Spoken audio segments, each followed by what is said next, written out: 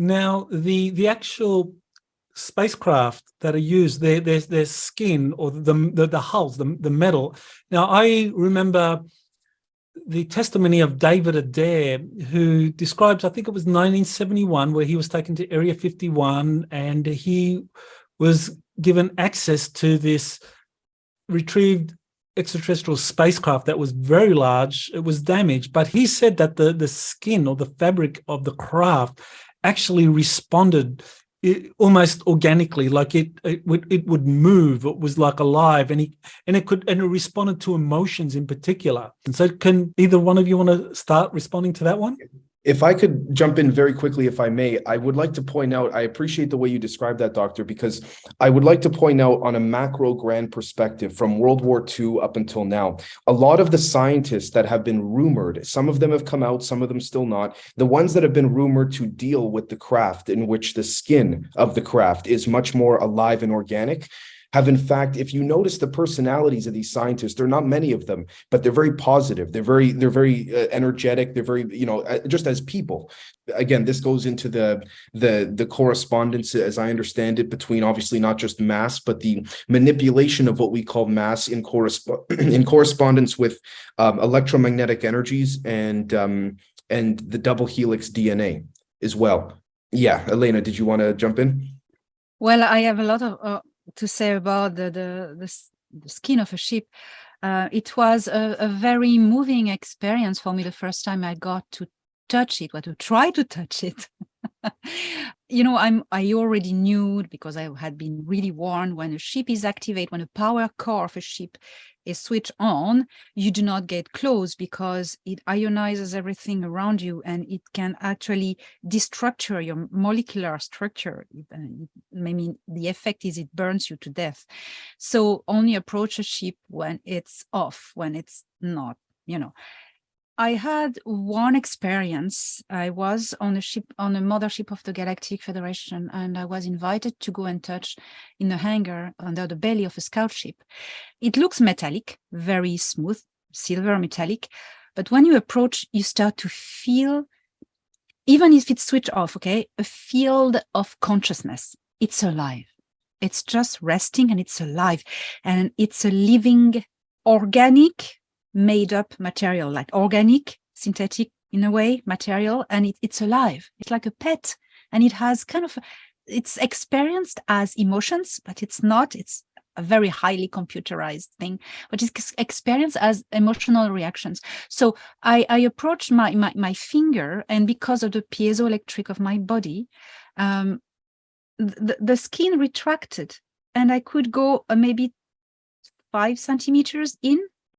It was like ripples, like you touch something like very jelly thing. And it was cold, and it was a great experience. You're listening to Exopolitics Today with Dr. Michael Salla, your source for the uncensored truth regarding the human, extraterrestrial, global, and political agenda. Click the like button and subscribe to this channel. And now, here's Dr. Michael Salla. It's my great pleasure to welcome back to Exopolitics Today, Elena Danaan and Dave Rossi. Welcome to both of you. Thank you, Michael. Thank you so much, Doctor. It's an honor to be here.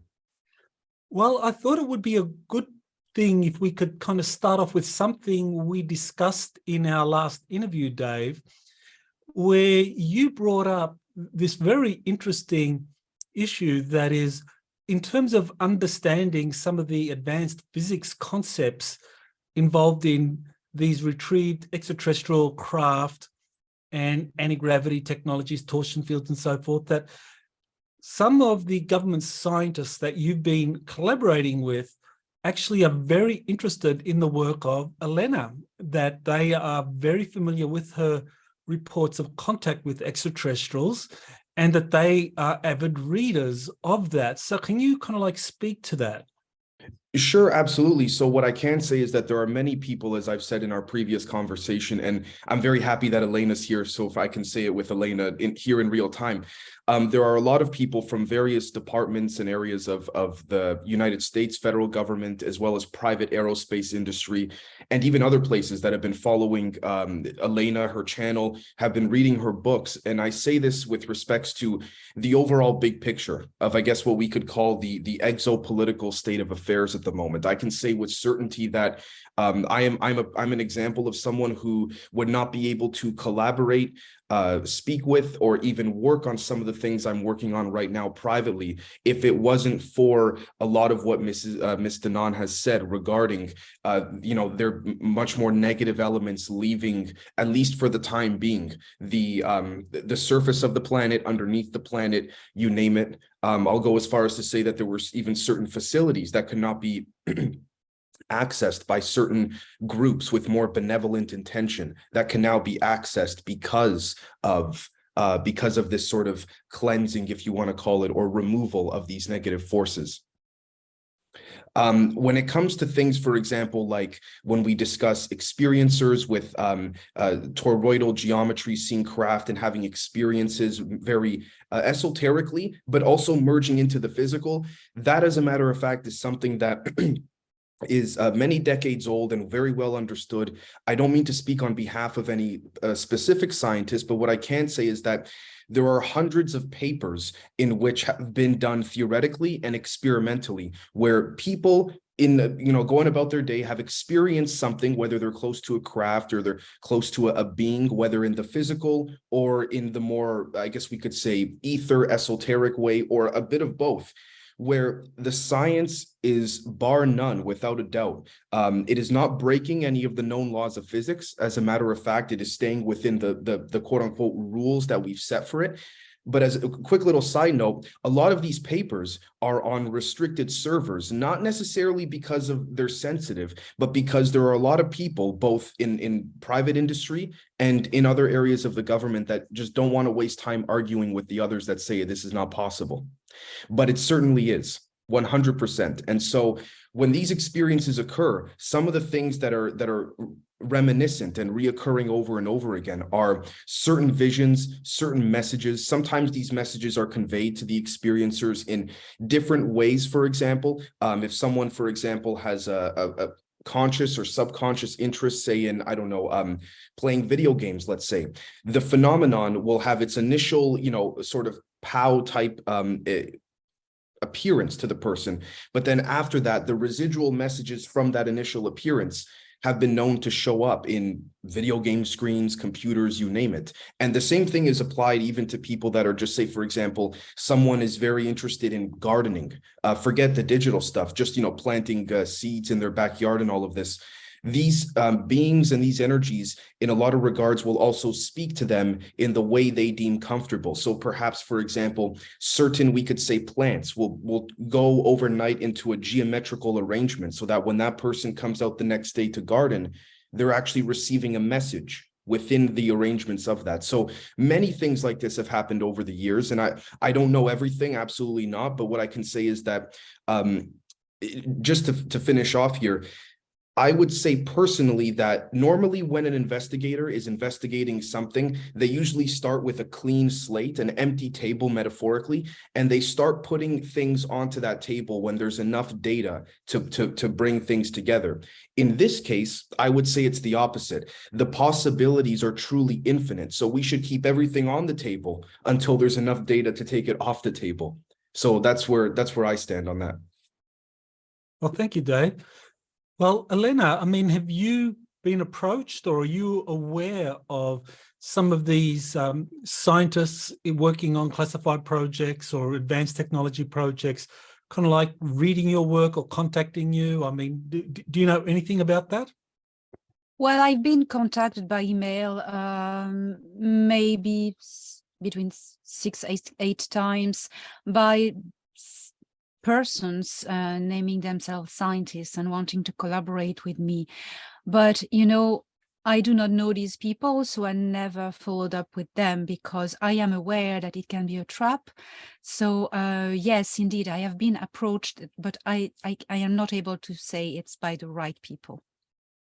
Okay, well, one of the things you mentioned, Dave, that I thought was quite significant was that there has been this kind of shift, if you like, in terms of control or orientation of some of these classified programs or facilities that you've visited or are aware of, where now there's a greater openness or urgency to get this information out, because there has been a kind of shift about a shift in terms of negative extraterrestrials that had this undue influence through the deep state have had to leave our solar system, and positive extraterrestrials have kind of come in and helped open things up. Now, this is something that, correct me if I'm wrong, Elena, that you started talking about kind of like in early 2021, that the positive extraterrestrials were kind of like driving out or contending against the negatives, but then it was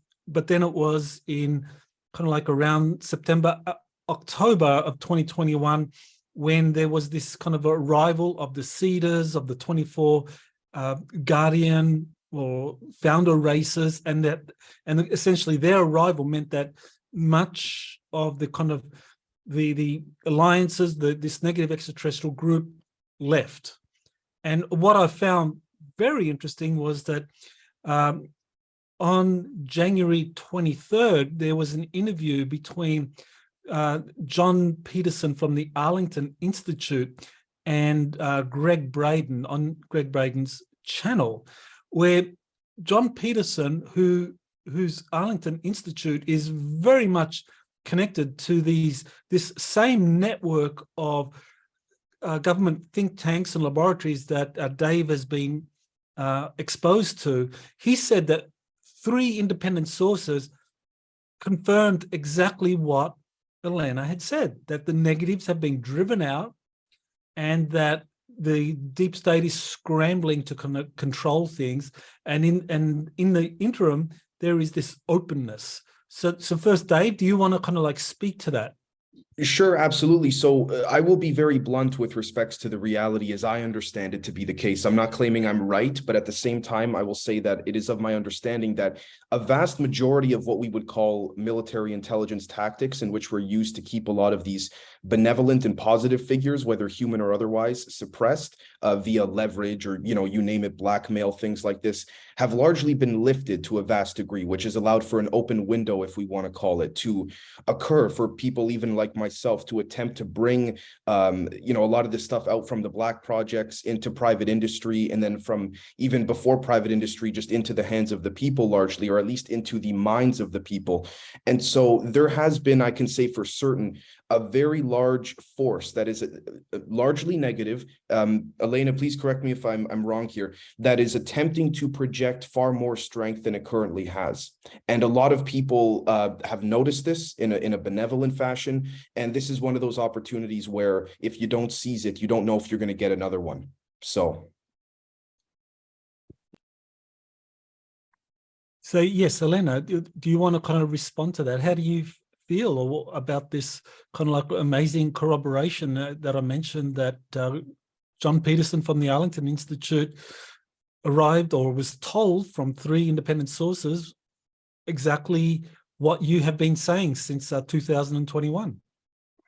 Well, first I jumped with joy hearing this, but then I am not surprised because I knew sometimes sooner or later these corroborations were about to come, and there will be more, because I trust the information I get from the people I am physically in contact with, the extraterrestrials of the Galactic Federation. So I was really delighted, and to me, it marks a step, a turning point in the disclosure, because these people are allowed to talk now, and there's been an act recently voted to protect the whistleblowers in the army, or to for going forward and speak. So of course I'm delighted. It's great. Good. Well, that kind of confirms that top scientists are very much interested in anything to do with extraterrestrial technologies, and people like yourself, Elena, that have had contact. And of course, also Dave, you've had contact, and that's the reason why you were kind of given access to many of these think tanks, and your understanding of some of the formulas, the advanced mathematical formulas that are involved in things like gravity and free energy and so forth. So I wanted to start talking about some of these concepts, some of these energy uses that the extraterrestrials use, and that government scientists are now studying more closely and possibly wanting to kind of like release into the public arena. Now, Elena, you talk about the frill energy. So I thought maybe you can like just explain what that is. And my question to you and to Dave, after you finished, Elena, is, well, what connection is the frill energy to the radiant energy that Nikola Tesla patented back in, I think it was 1903? Yes. There's something I wanted to add when you asked me the question, Michael. Have I been contacted by people? Actually, something I'm ready now to disclose publicly is that last year I was approached by scientists, alleged scientists from Silicon Valley. And they lured me into trying to get me to sign a non-disclosure agreement on all my work for perpetuity and non-revocable were the terms. There was also, I've been hassled, really hassled to physically go there to California, to Silicon Valley. And the persons were really, really, really passionate and to get me there, and that was really weird, and so much that I had to get an attorney to help me to get out of them, to find out that the World Economic Forum was behind them and sponsoring this operation. So yes, these kind of things. Well, the frill, yes. Well, the frill is the energy that can be harvested from the ether, from the void. And I wrote down a few points that I can read quickly. So the frill, and it's interesting because my ET contact spells frill. And the Germans, they write it with a V, but V in German at the start of a word is F. So they say anyway, frill. So it's the energy drawn from the vacuum of space that is filled with a medium that we can call ether. And it has a physical substance that generates pressure and gravity and penetrates through everything. The vibration of the vacuum generates longitudinal waves or compression waves, and it's an unlimited source of energy.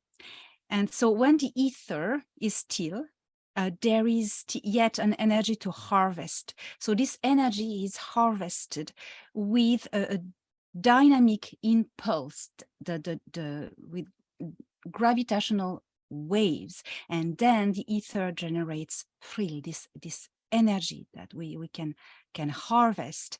So it's present everywhere in the ether, in the vacuum, but at the moment the vacuum is not moving. There's no compression waves or scalar waves, as we could call it. The frill is not active.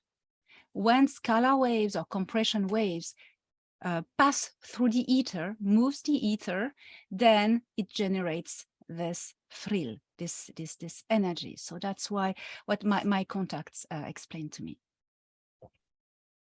I will say that I couldn't have said it better myself. There's a lot of things that I will say that I have to watch my words a little bit, but what I can say is that 100%. There is certainly something with the longitudinal component, whether it's in particle physics, whether it's in chemistry, whether it's in I mean, you name it, whether it's for propulsion, all of that. But to start with the concept of the vril, I would say ultimately that Elena did a beautiful job of explaining it is the medium in which could essentially be tapped for various purposes, whether it's propulsion, whether it's for healing, for medical benefits, all of this. And the capabilities and possibilities are literally unlimited. Now, in my line of work, this is what we call the field of potentials, essentially, where whatever one's intent or imagination can derive from the quote unquote ether or area of empty space is in fact very feasible to create and do. Now, with that said, I would dare to say that the human body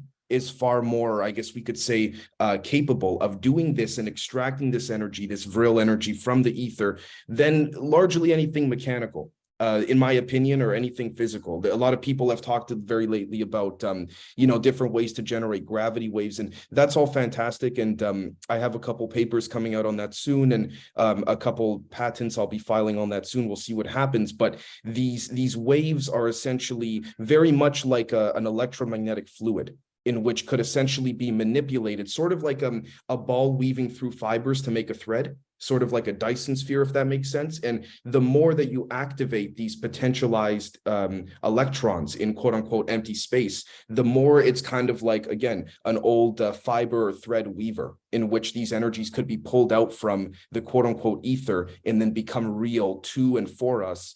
Not only serve us, but literally be the doorway and mechanism for many different areas of energy capability and extraction. Thank you for that. Well, maybe either of you can kind of like explain what connection is there between this frill energy and the radiant energy that Nikola Tesla patented back in 1903, as I recall. So either of you, if you know anything about Tesla's radiant energy patent, how does that connect to this frill or these compression waves or longitudinal waves that you both talked about? Did you want to go first, Elena? Okay. Any mass in any object in the universe has a mass, and this mass creates a distortion in the ether, and it's going to attract the ether. The ether is going to be attracted to the object, and the object is going to radiate back longitudinal waves, and that's radiant energy. And the Earth has it. Every body in the universe has it. That's how Nikola Tesla could tap into it, the radiant energy that was coming from the Earth, from the core of the planet. He could tap into it, and it's once you're plugged into it, you plug to any other points on the planet, and this can really generate universal energy, and it's free, it's unlimited. So that's how I would explain it. If I could, sorry, add very quickly to what Elena's saying. If we think of the Earth as a living being and its body, if it were to have a heart in the center of it, that heartbeat would emit what we call the Schumann resonance, for example, as we've discussed, you and I, Doctor, on my previous appearance.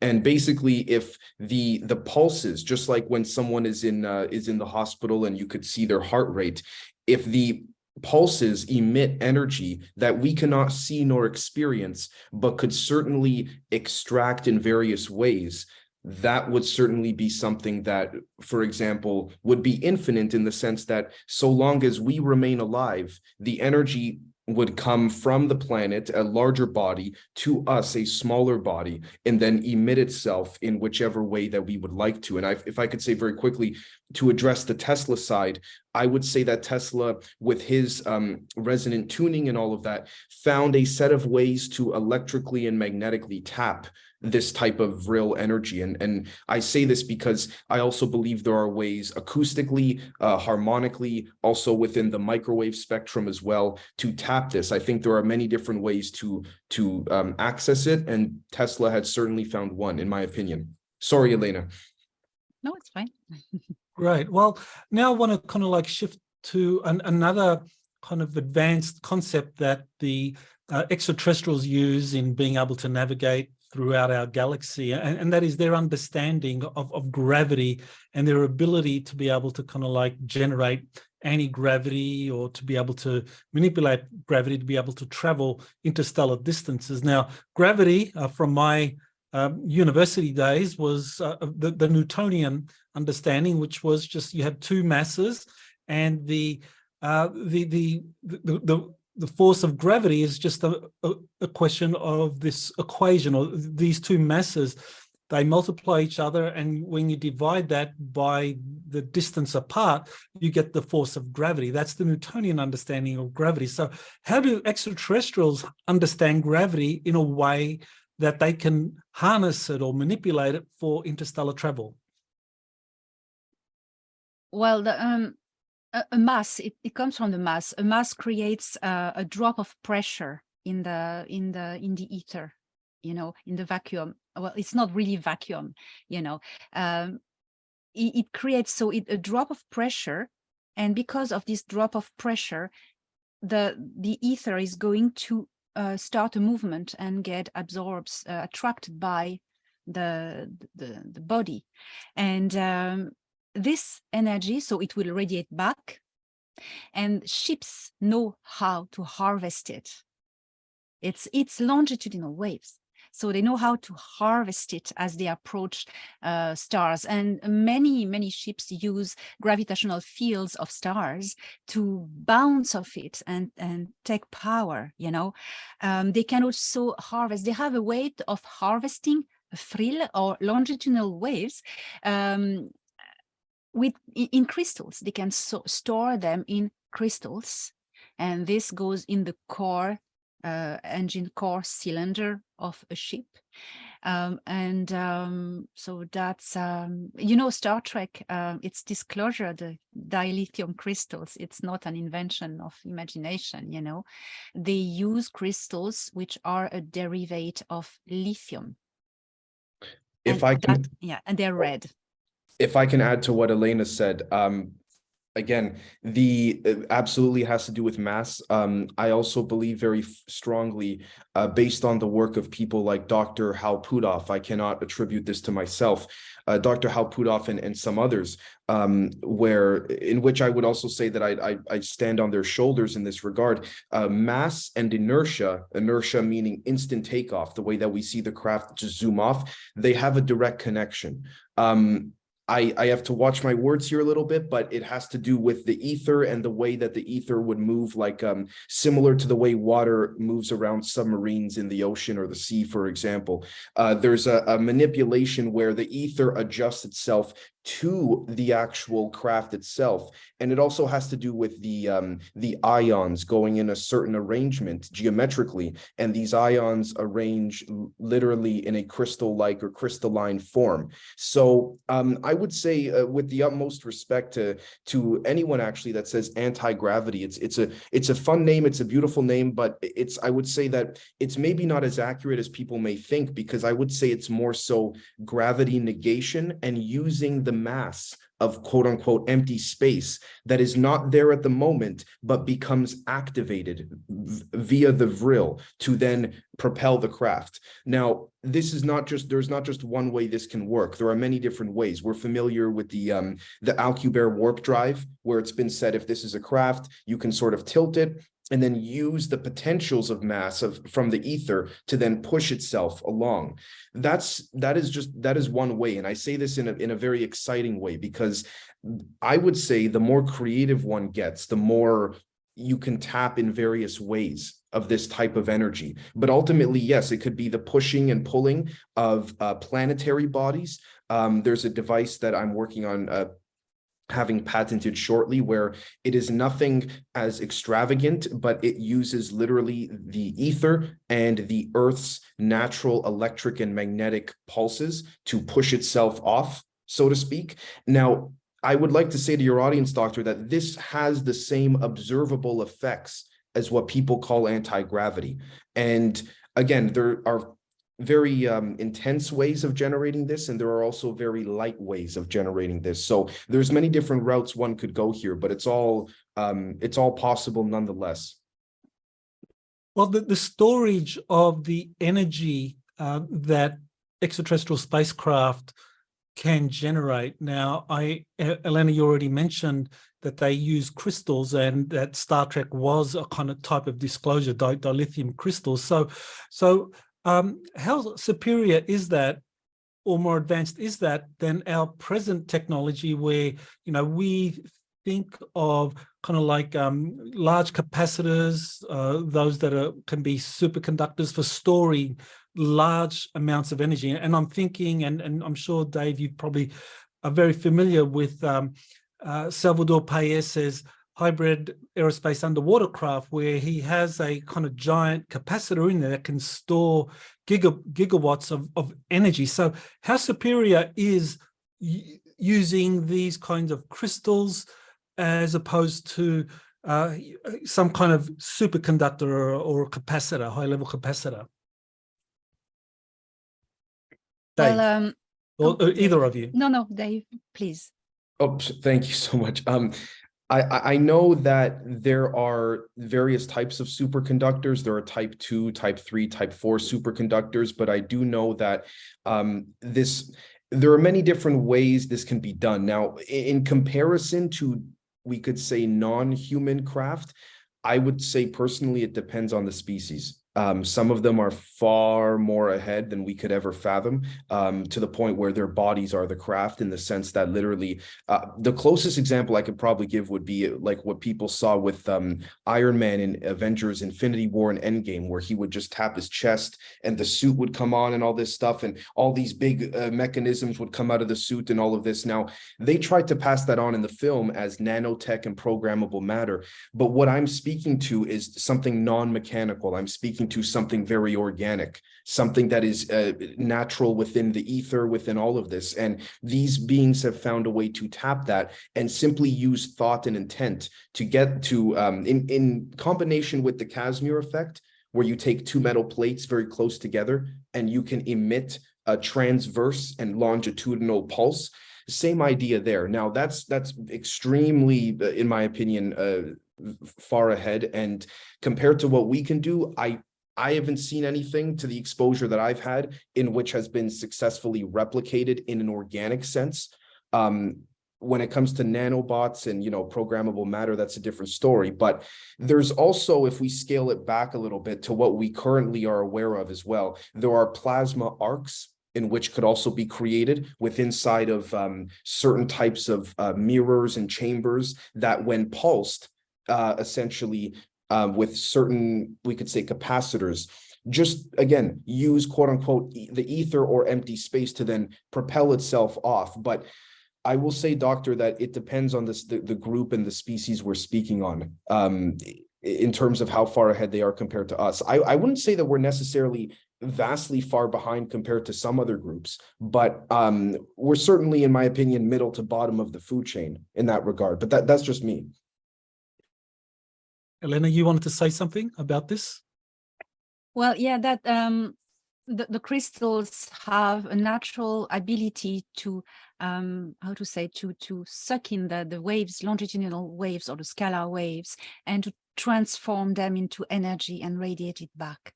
So that's something crystals naturally do.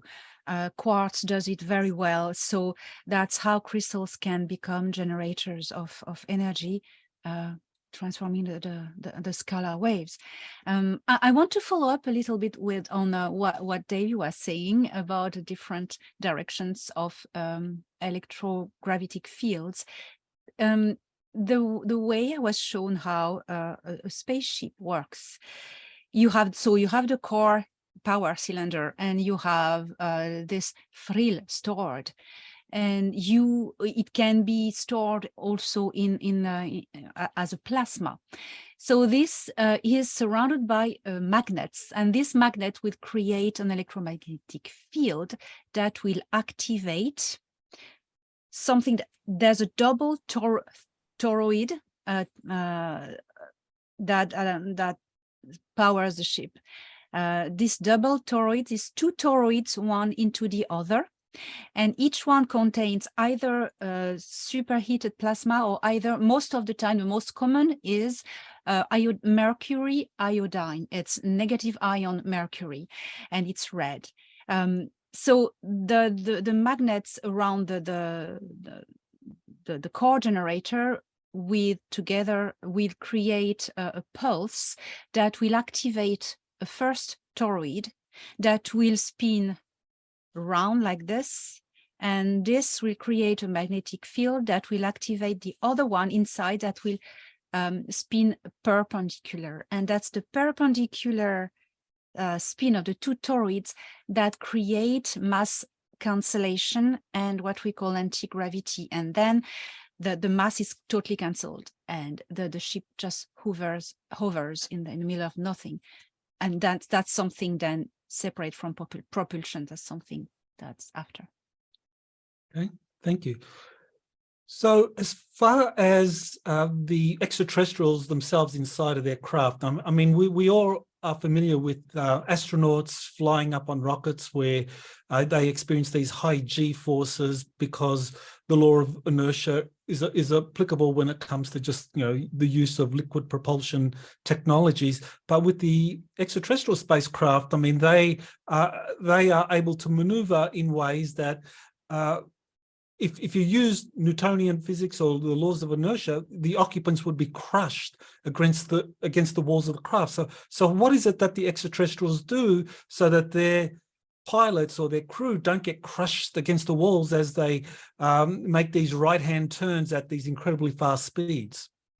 Either of you want to go first? Did you want to go first, Elena, or? Okay, so well, this mass cancellation, gravity cancellation, creates an ionized bubble around the craft, and this bubble, inside of this bubble, there's no mass, and there's no gravity, and so the craft is going to move through the ether within this bubble, and will not be subject to pressure. The wind of ether will slide around the bubble. And in the habitacle, they reproduce conditions of gravity and pressure that they need to be inside. So I've been many times on board a ship, and I was shocked at first that you don't know you're moving. It's very impressive. You say, oh, so when are we leaving? No, we are actually moving at a crazy speed. How? And unless you have a visual, you have no idea you're moving. It's very impressive. If I can add to what Elena was saying, to elaborate on when she said conditions are met so that you don't feel anything when you're inside of the craft. First off, I agree with everything she said. Even before this part as well, but I can go as far as to say that what is called an Aronoff-Bohm effect is done inside the craft, where what we call a neutrino beam in some cases are literally put through the center of the craft. In some cases, it is directly coupled with the actual, we could say, cylinder that also powers the generator, that also creates its own point of gravity, which is why a lot of people that have walked onto some craft have said the moment they take that first step into the craft, they feel like something's pulling them in. And that's because this neutrino beam that has been shot right through the center of the cylinder at the center of the craft is now a new point of gravitational pull for people to then orbit around, very similar to planets. Which is quite, I find it peculiar and quite interesting. And if I may say one last thing, if we were to view this Aronoff-Bohm effect from above, a bird's eye view, you would have also the exact same visual description as the Eye of Ra and the Eye of Horus from ancient Egypt. So that speaks to potentially, you know, little hints being thrown along the way by our ancestors. Thank you, Dave. So, Elena, you've described actually being in one of these craft or several of these craft belonging to the Galactic Federation of Worlds, and that Thorhan has invited you sometimes to sit in the pilot's chair, and that you've sat in there and piloted the craft. So How does that work? I mean, how do you pilot? How do you navigate the craft? And how important is this kind of like chair, the pilot's chair, in one of these extraterrestrial spacecraft? Well, the chair is in fact the commands. The front board is only for monitors, and it's holographic monitors that come. So these monitors, you can either use them as just monitors, or either use them as controls if you want a manual drive. All the commands, most of the commands are in the armrest of the chair for manual. So I'm going to talk about first manual drive manual. So you either press touches on the side of the chair, or either put your fingers with the through the holographic controls in front of you. And it's hologram, but it's weird. It's like the piezoelectric of the effect of the body. The fingers is active in it. You can put your finger through and move elements, and it's going to command different things in the ship. So that's for the manual, but that's not the most common. I was invited to play around with that first. When I got really used, they told me the real stuff, the piloting via thought. And that's what they all do. So you need to interface with the artificial intelligence of the ship. All the ships have this artificial consciousness. It's like a living thing. It's not a soul, it's just a computer program that's gone so far that it starts to compute by itself. That's artificial intelligence. So, and it's totally safe, you know. These people will never put themselves at risk with AI if they weren't sure of it. They are in control of it. So you interface. How do you interface with the artificial mind of the ship? Well, there are patches in the ships, the scout ships of the Federation. At the end of the armrest, there's a band like this, and there are hexagonal patches. It's like glass, green glass, and it interfaces your DNA with the ship. DNA has a certain frequency, and it's going to interface, search resonance with the certain frequency of the ship. If you don't have the right DNA, you cannot interface and you cannot do anything. So I'm lucky that in the body I occupy, I have a little bit of this DNA, but also the consciousness is very important. That's why you cannot cut the hands of a dead body and put it. It's not going to work. You need the consciousness, and my consciousness also is linked with this the frequency of the builders of these ships. So you put your hands, and then you're going. It's very quick. The first time it's like a wave passing through you, like wow, and you see millions of lines of and geometry of light. It's gold, and it's like it goes so fast. You interface with the mind of the ship. It's very impressive, and then it all stabilizes, and then you can drive by thought. And it's very difficult. It's very difficult. It's like telepathy. You don't use your normal thinking. You use an kind of an external way of thinking. Like when you do telepathy, you're talking in your mind, and that's the same. So you need to be very focused. That's what I experienced. I would say that to Elena's point, I have to watch my words here, unfortunately, but what I can say is that you don't try and understand it logically so much as you try and feel it. Yes. That's the most I could probably say at the moment on that. Oh, yes, interesting. Exactly. Okay. Well, these chairs, these extraterrestrial chairs, have come up again and again in the exopolitical literature. Probably the most famous is the Montauk Chair, and that was used by this program to open up portals and to be able to kind of like open up these portals, and people would go through these portals. So is it the same principle here? I mean, can these chairs that you were exposed to, Elena, or that you're familiar with, Dave, can they be also kind of repurposed or used to open up kind of like a space-time portal where someone simply walks through a portal and goes from A to B without traveling through space? Elena, you want to begin? Yes, well, the chair is not the vessel, it's the tool, navigation tool. So whatever you interface it with, it will command it. Okay, it will command a ship, but if you interface it with a Stargate, it will command the Stargate, not only open and close, but also the destinations. So it's just a tool. You can do everything you want with it. Unfortunately, I there's not much I can say at the moment, so I would refer to Elena on this. But I would say it's very possible that what Elena's saying is very probable. I mean, I don't know if you can give away too much, Dave, but I mean, your inability to respond to that question, is that because you've actually had to sign some NDAs that you can't talk about certain topics in various projects that you've been involved in? Is that something you can? There are some things I'm consulting. I'm doing some consulting work on at the moment that it deals with DNA and things like this. That's the most I could probably go, unfortunately. Forgive me. Okay.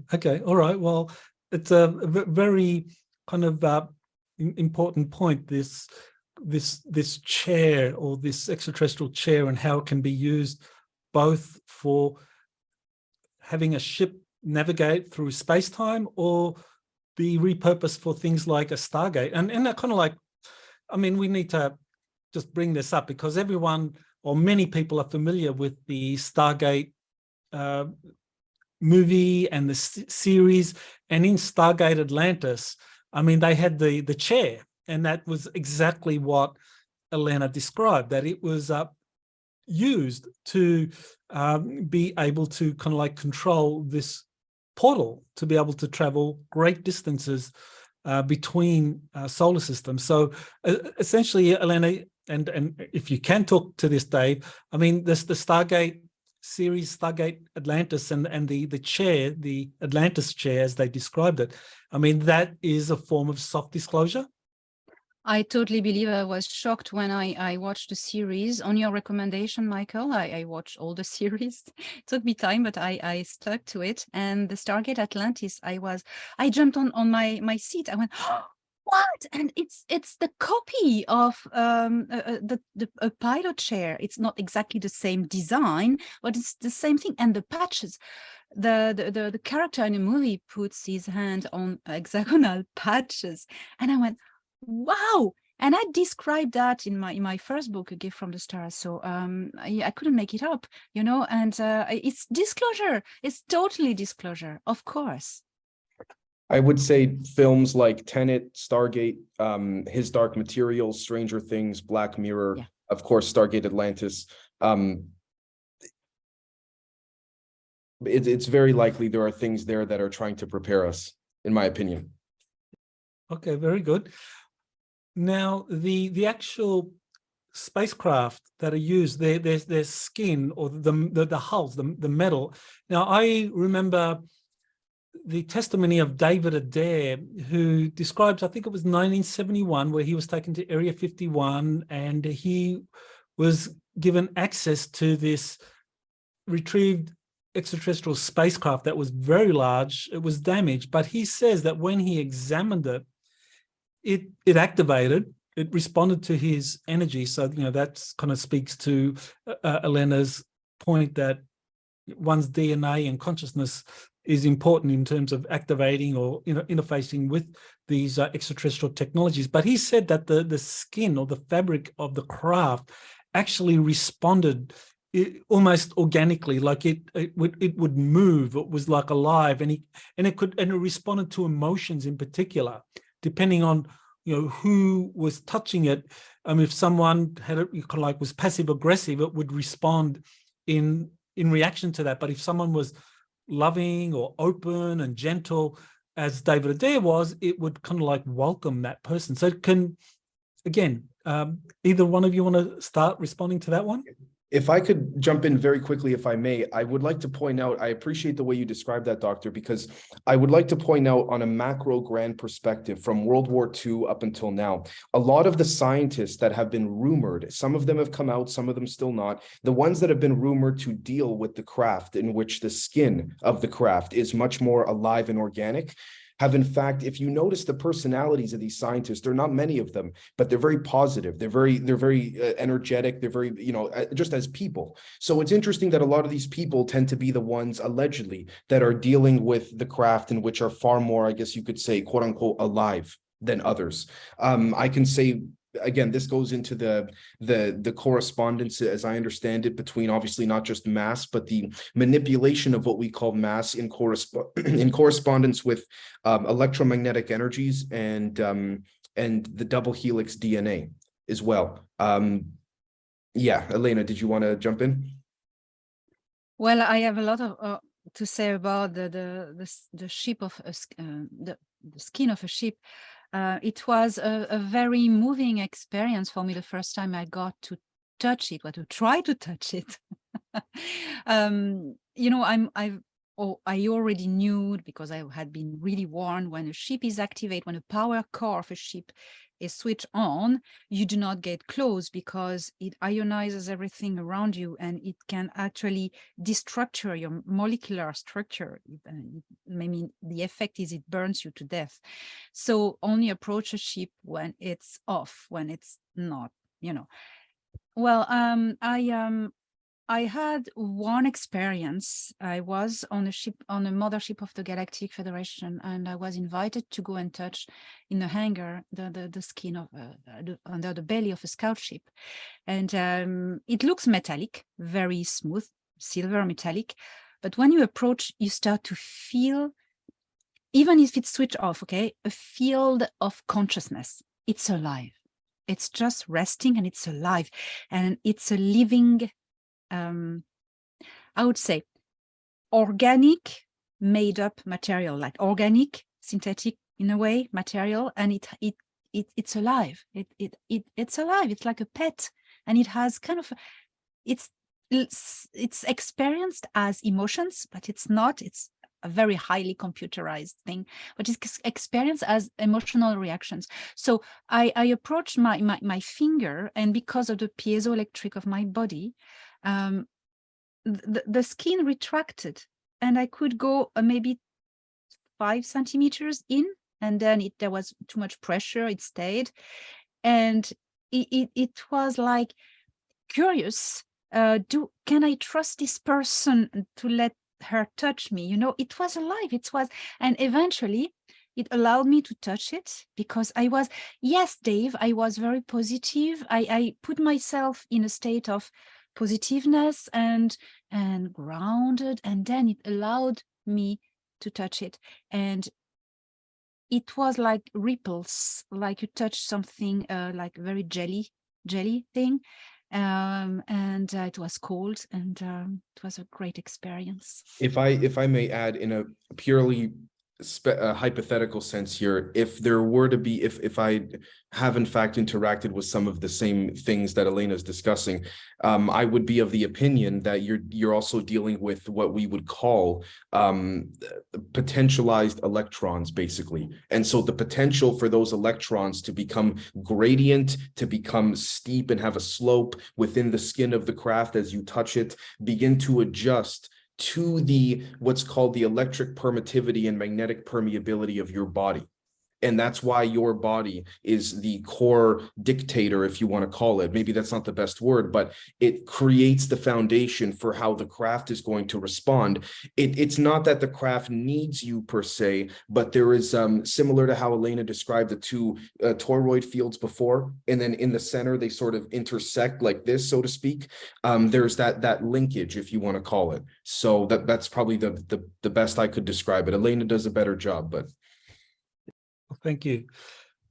I'm sure you're familiar, Dave. I know Elena has met with JP. He's my US Army source who's active, who's currently serving with the Army, and he gets sent on these missions, both on Earth and off planet, to visit kind of like these locations with advanced technologies or with civilizations, and he describes visiting an underground city in the Bermuda Triangle near a buried space ark. And he said that when he visited this city, that there was a giant bubble or a shield around it, and that protected the city from the surrounding water, which at that depth would be incredibly powerful. And even a submarine, a nuclear powered submarine, would be crushed by the pressures at that depth. But yet he's described this kind of like shield around it, around protecting that city, and that he said it kind of moved with the waves, and it was actually generating some energy that would power this underground city. So that kind of suggested it was there was some crystal technology involved, and that the piezoelectric effect was in application, generating energy that would power the city. So do you know, either one of you, could you explain how a transparent shield could be made like that would protect a city at the bottom of the ocean? Maybe Elena, you start. Yeah, well, I'm aware of the frequency shields that protect the holds of records and ancient arcs and cities. Frequency shield is if you don't have the right frequency of consciousness, you cannot pass through. You are burned to death, and that works. I think it's a slightly different mechanism, but it's a protection. Now you talk about powering the shield, powering the city. That makes me think about crystals that are able to convert scalar waves into power, into frill, into energy. Would it use the power compression waves of actually the water, the waves? It is possible. I do not know more. It's just suppositions. Dave, maybe if I could say, thank you. If I could say, actually, there will be some work that I'm actually doing on natural bio-human fields in water, a paper that's been approved for me to take public in the next 2-3 weeks at most. Actually, it's interesting that you brought that up because it deals with this, and what it deals with specifically is, I can't speak for this alleged, we could say, shield itself, but if I were to hypothesize or speculate on this, there are very strong crystalline and crystal structures within the hydrogen bonds of water.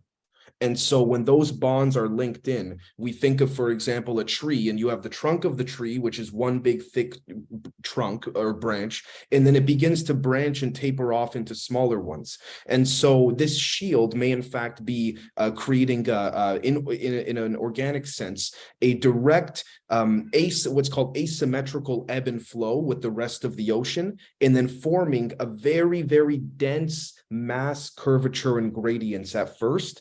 And then as it starts to trickle out outside of the shield to the rest of the ocean, the farther you get from the shield, the less dense the hydrogen linkage becomes, and all of this. And so that's my opinion on how that would potentially work. I'm sure there's far more to it than that. I'm also having to, again, watch what I say a little bit, but at the same time, I think with respects to the hydrogen bonds, particularly when we look at the fact that hydrogen is one of the key elemental building blocks of this reality, I think there's something there. Can I add something to Dave?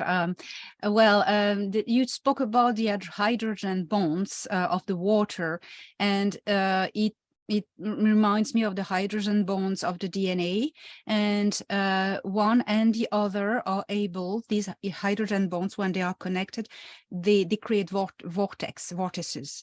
Water is well known to be a main component in stargates and portals, and the DNA as well is an aerial, and that contains micro vortices that allow consciousness to transpose to different places. So that's just interesting. Yeah, I thought this was a very interesting kind of question, because when JP described that shield and the way it generated energy and it would move in response to the water, that I thought, well, this can't be just an electromagnetic shield. It has to be something more, because I know in one of the patents by Salvatore Pais for the hybrid aerospace underwater craft, he talks about a quantum vacuum bubble that can be generated electromagnetically, so that a craft moving under the water creates this kind of supercavitation and can move at like hundreds of miles an hour or hundreds of knots under the water. So please, can you speak to that? Sure, yes, actually, if I could add to that, and thank you for bringing that up. If we go back to maybe half an hour ago in this conversation, approximately, the Casimir effect, you take two plates, metal plates, you bring them very close together. If those plates have within them mass, so if one could, for example, create and increase the density of the mass within a hydrogen bond, and then do it to another one, and then start to link them, you will have, for example, this curvature, this gradient of either space-time, empty space, or water with a liquid, in this case, obviously H2O. And so you can create a very thick fundamental basis, like the trunk of a tree.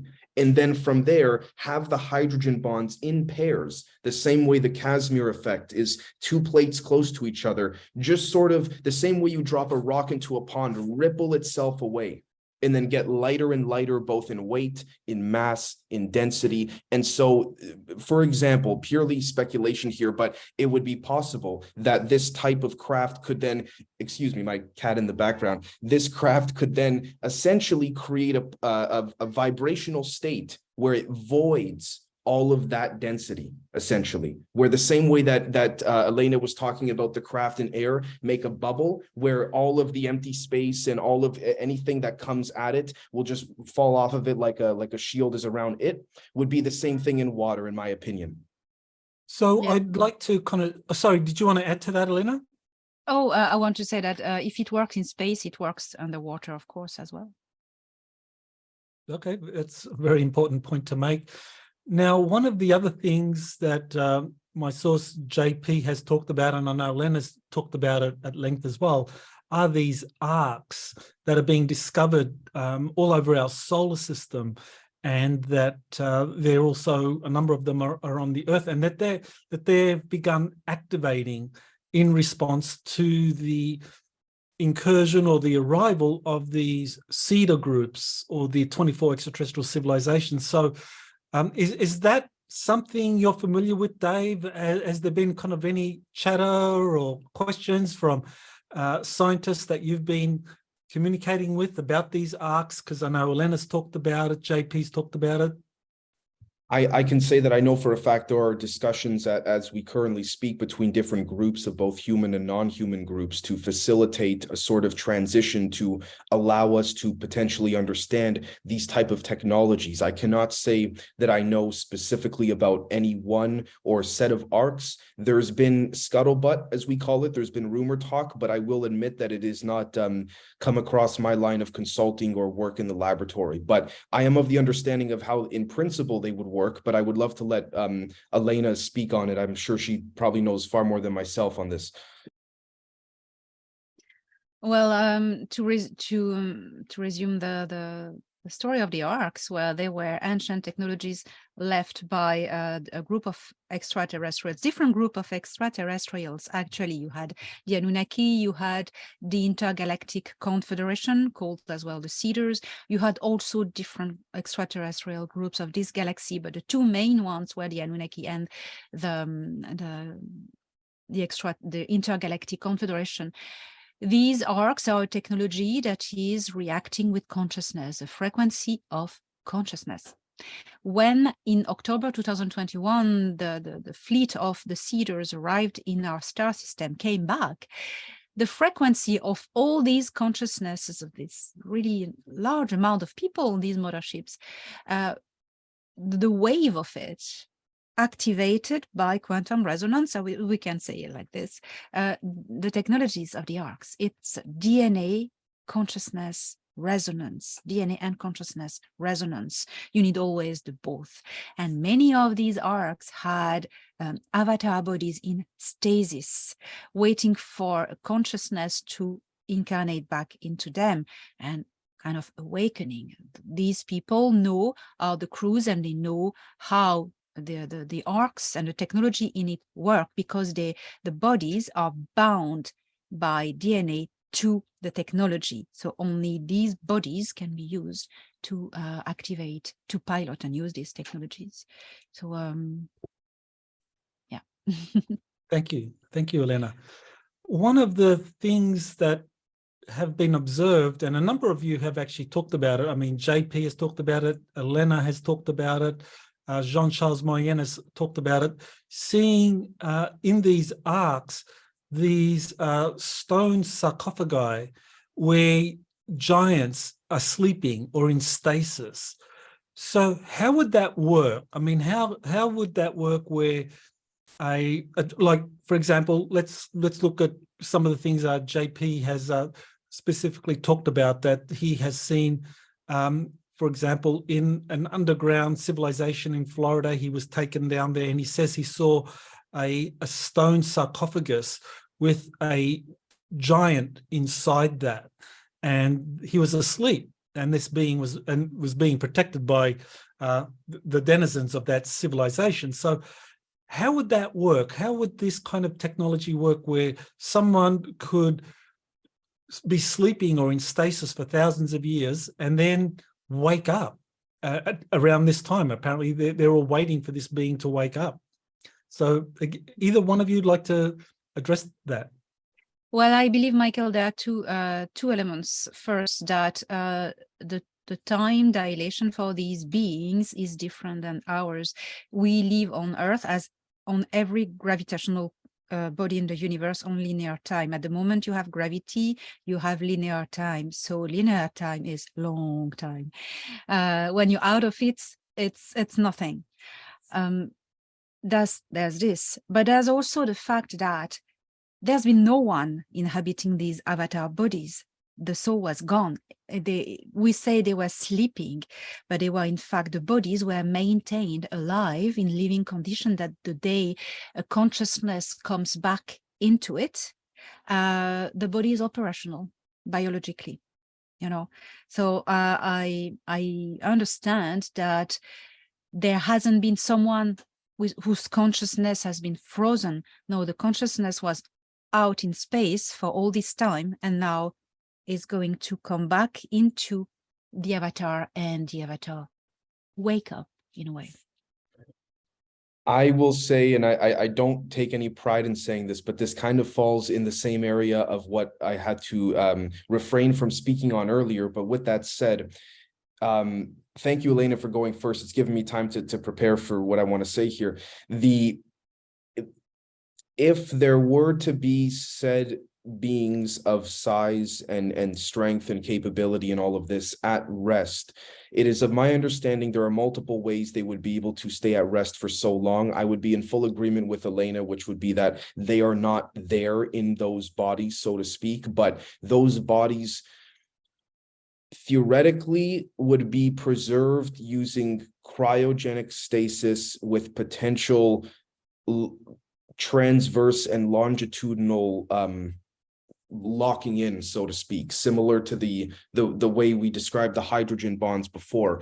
And if I may say very quickly, I appreciate, Elena, you bringing up the concept of time dilation, because if what we understand as time, hypothetically being only a rate of something moving and then everything else responding relative to that center, we could say oscillation or resonance, what you would sort of like how planets orbit a center star or planet, then if you remove yourself from that orbit system, you are not connected or attributed to that particular experience and understanding of time. So a practical example would be the film Inception by Christopher Nolan from 2010, where basically people can, people would go to sleep, but 10 minutes being asleep in a dream state would be 30 years in the dreamers or sleepers experience. So I would very strongly agree with what Elena is saying about the time dilation and all of that. So for them,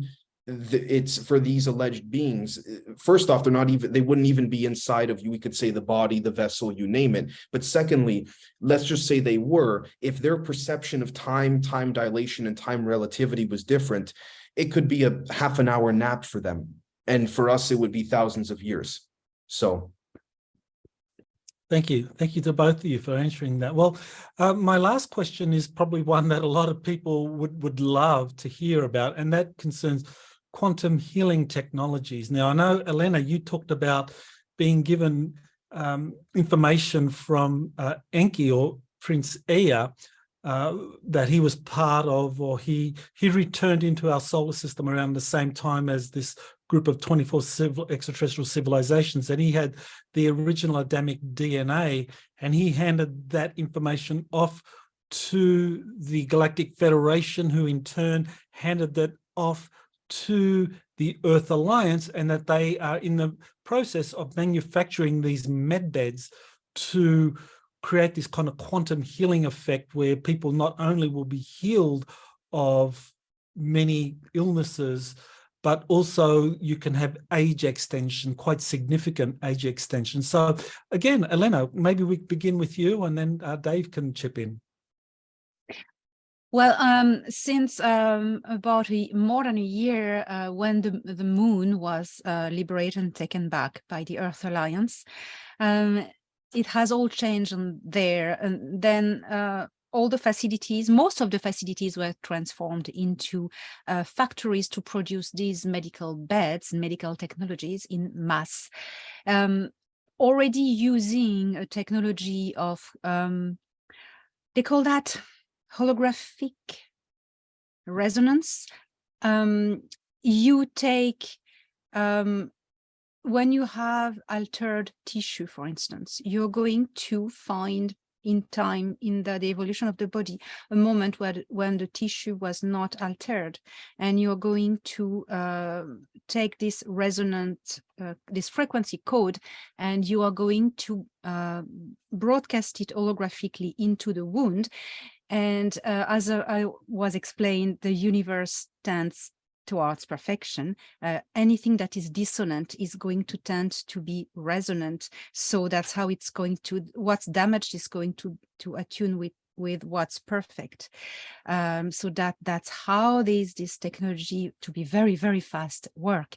But then, yes, in plus of that,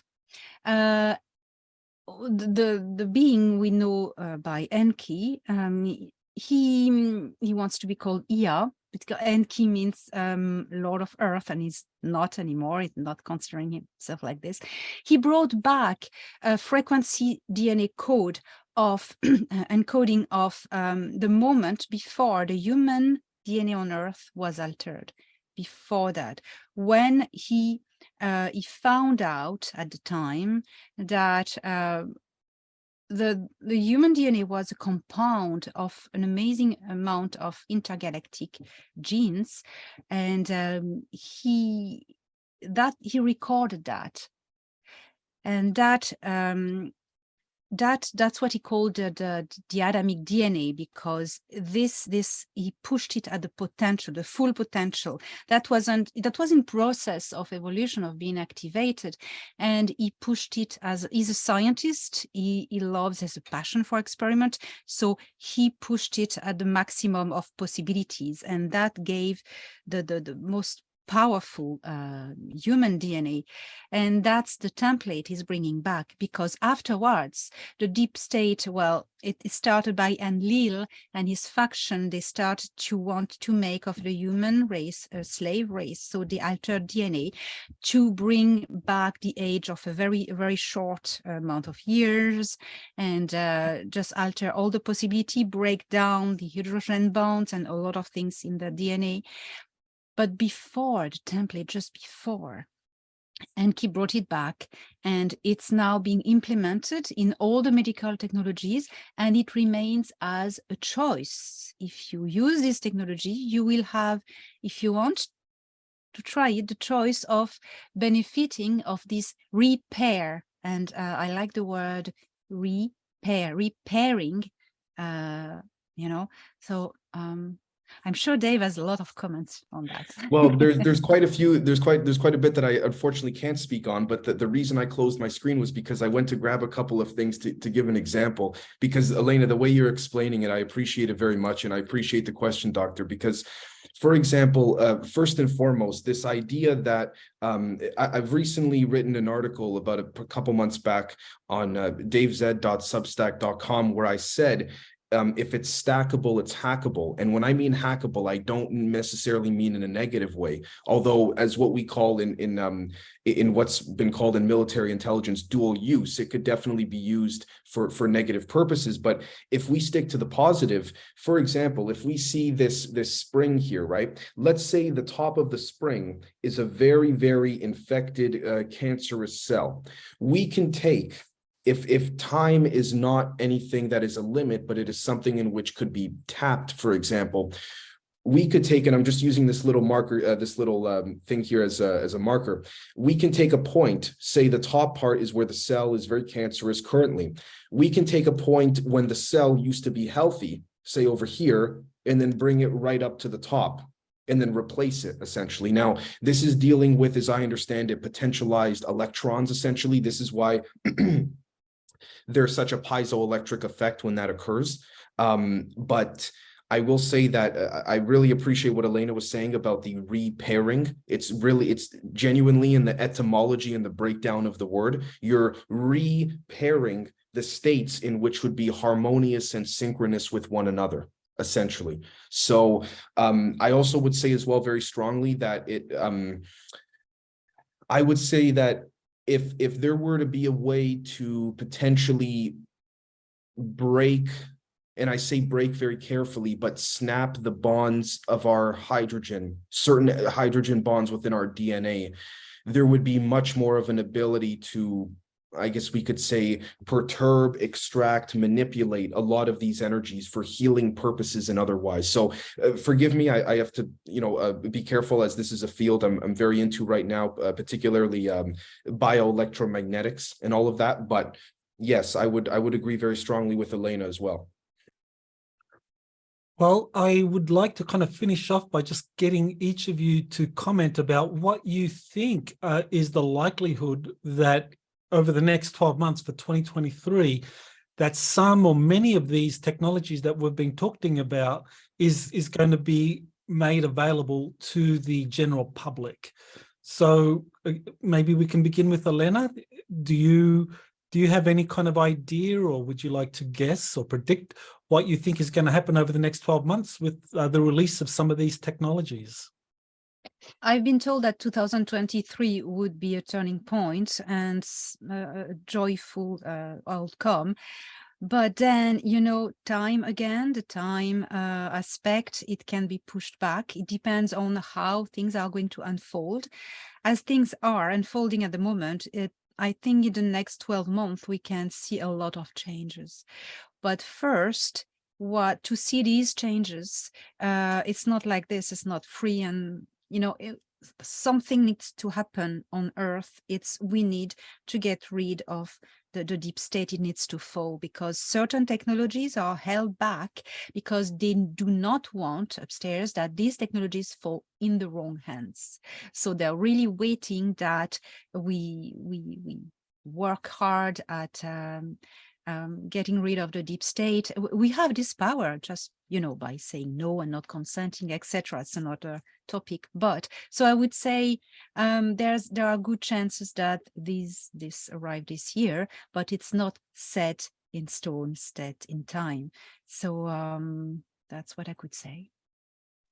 What I can say is, from where I am, there's a lot of moving parts. I could say that, for example, it is of my understanding the last couple of months specifically, and I'm just going to say it for simplicity's sake, if we were to group everyone into, the different factions of bad guys, the different factions of good guys, and then you have the different groups of people that are playing both sides against the middle, whoever comes out on top, they'll go with.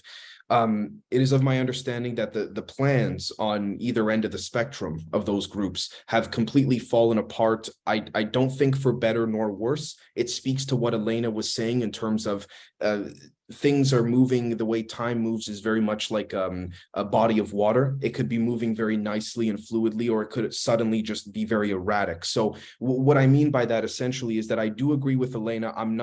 I really wish I could say that, I've been implied or told, certain date, or I wish I could say I'm working on things or consulting for things that will be public at this date in this month. But right now, being in the thick of it, sometimes you're so in it that you don't even know really what's going on, if that makes sense, big picture. So I unfortunately would say that in terms of a 6 to 12 month plan or a revelation, there will certainly be progress. Now, progress in the sense of, will there be physical devices to come out to heal people and such? I can't say for certain. This is, in as I understand it, and I don't say this negatively, but I also don't say this positively either. This is more of a anywhere from 2 to 12 year rollout. And I could be very wrong about that, but that's just as I understand and as I see the things to be currently. And unfortunately, the landscape is very, as they say in, military intelligence and otherwise, very fluid. Things could change very rapidly. So, but that's just like a magnet, for example. Whenever there's a negative scenario, there's always, by definition, the opposing ability for a positive scenario to occur. So that's where I go with that. Thank you, Dave. So we'll kind of finish up, maybe beginning with Elena. Is there anything you would like to say to my audience? Your website, what you're going to be doing now, what's coming up? Well, thank you, Michael. Well, I have my website, elenadanaan.org, and I have a YouTube channel where I put all my updates for free, and I speak about the content of my books. I'm starting to do webinars. The next is on the 28th. The first is on the 28th of January. All the links are on my website. So, and I would like to encourage everyone to believe in themselves and find their own identity, their own power within themselves, and embrace who they are and do this work. And if we really connect everyone to who we really are inside, there's no more worries to have on this planet. Thank you, Elena. And I do look forward to your first webinar. So, Dave, tell us about where people can I go was for going you. to thank you so much, Doctor, and it's been an honor and a pleasure to be here with the both of you. And I want to thank Elena for not just initiating, but bringing out the excitement in me to add to what she was saying. So thank you so much, Elena. I appreciate it. And thank you, Doctor, for putting this together. I could be found at patreon.com/Generation Z. The reason I bring that up over my YouTube channel at the moment is because for the next couple of weeks, unfortunately, I'm suspended from YouTube with no apparent reason. It's interesting because I put out my presentation that I had given to engineers and physicists, almost 100 of them, at a conference. I put a virtual video presentation of that out on my channel to say, hey, this is what I showed them. And within 48 hours, I got suspended. So patreon.com/Generation Z, we do 2-3 times a week Zoom calls, very similar to the discussions we're having here. And it is truly my bread and butter, if you will. So thank you so very much. If anyone would like to reach out to me, you could reach out to me at genzpodcast@gmail.com, or if they feel for a more safe and encrypted conversation, SAALT, SAALT, LLC @protonmail.com for consulting purposes, projects, papers, you name it. So thank you so very much. Well, thank you, Elena and Dave, for being on this show. You have been listening to Exopolitics Today with Dr. Michael Salla. Please remember to like, share, and subscribe to this channel. Join or start a conversation in the comments. Take the time to explore the vast library of best-selling books, webinars, and podcasts by Dr. Salla. Visit exopoliticstoday.com.